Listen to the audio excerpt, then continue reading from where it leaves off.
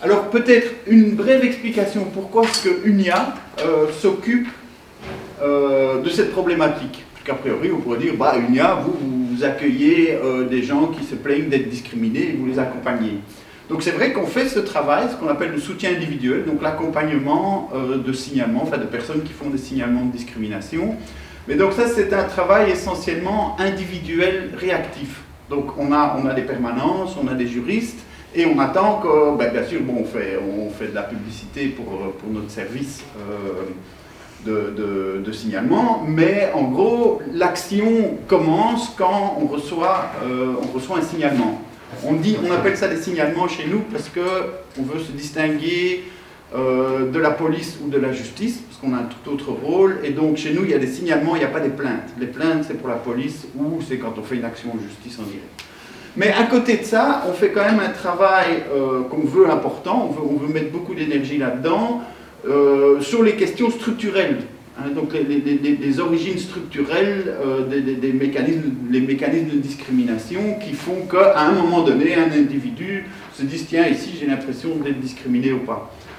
Et donc on fait tout un travail, on fait des études, on fait un travail de recommandations, notamment en matière de politique publique. À côté de ça, on est aussi reconnu internationalement, donc ça passe par les Nations Unies, mais on a un statut d'institution nationale des droits de l'homme. Ce qui fait qu'on a aussi une approche pas seulement comparative, hein, comme on a dans les questions de discrimination, puisque dans une discrimination au niveau individuel, il faut toujours démontrer qu'il y a un traitement défavorable par rapport à. Donc il faut comparer à la situation d'autres personnes qui n'ont pas les mêmes caractéristiques pour montrer qu'il y a eu un traitement défavorable.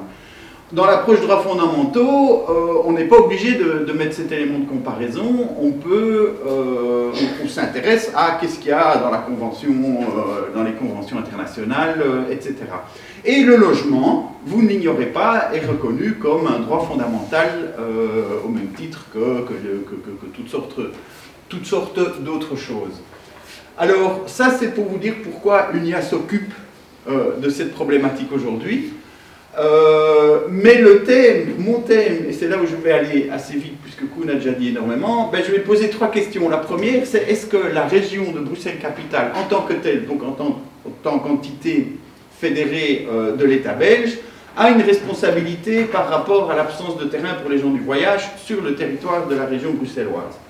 Alors, premier élément de réponse, je crois que Koen l'a dit, mais je le répète parce que c'est très important, l'habitat itinérant est reconnu par le Code bruxellois du logement comme une forme de logement décent. Donc déjà, il y a une existence juridique à cette forme d'habitat.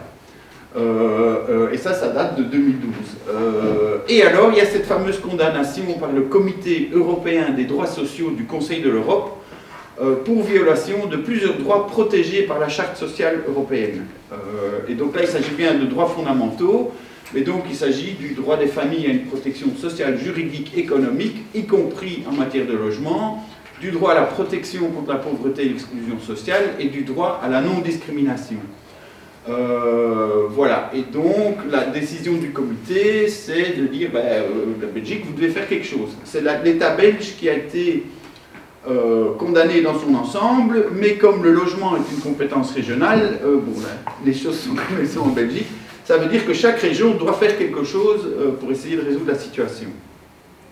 Donc la réponse à cette première question, c'est oui. Oui, si la région s'occupe de logement social, eh bien, elle doit par exemple aussi s'occuper de terrain pour les personnes qui observent une forme d'habitat itinérant.